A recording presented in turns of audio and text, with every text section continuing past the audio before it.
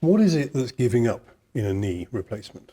Because when I had my knee replaced, something like eight or 9 years ago, I was terrified of going walking or running on it, and I don't go running on it because I just thought that impact is going to affect the joint. But actually, is it the plastic bits that give up first, or does? I think we've got two issues with knees, and people can pick this up in their clinics when they see the patients.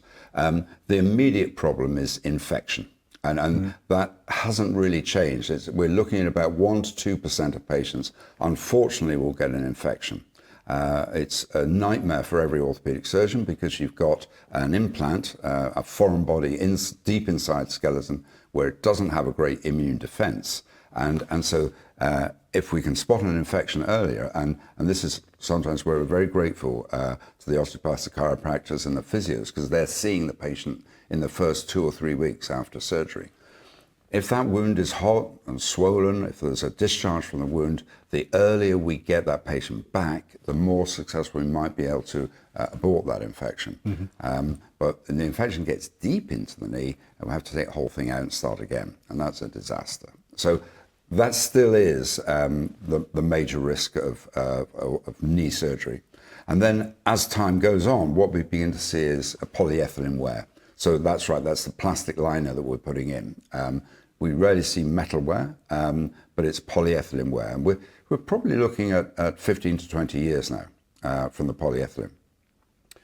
And when you come to revise that, do you have to revise the whole thing, or can you just revise the polyethylene bit? So that's a lot of our new designs now, is that we're making them much more modular. So the dream, if you like, is to have someone have a lovely active life on a knee or a partial knee, and then at 12, 15 years develop some swelling, realize they've got polyethylene wear, and just have the bearing changed. So right now, most of our modern knees, you can exchange the bearings. And certainly all of our partial knees, you can change the bearings. Right. How modern do those knees have to be?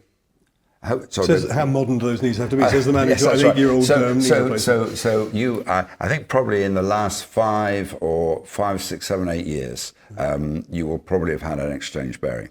Okay. And that's really nice because it means that we have that opportunity of changing. The older knees didn't, and of course then the whole thing needed to be changed.